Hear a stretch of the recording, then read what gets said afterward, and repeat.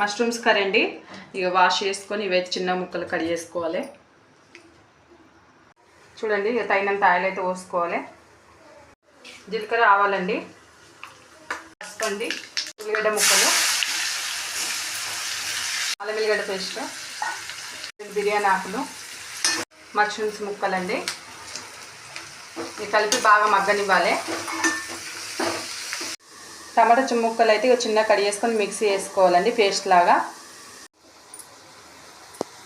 చూడండి, ఇక టమాటా రసం అయితే వేసుకున్నా, పేస్ట్ పట్టేసి. తగినంత కారం అండి, తగినంత ఉప్పు, ధనియా పౌడర్ అండి,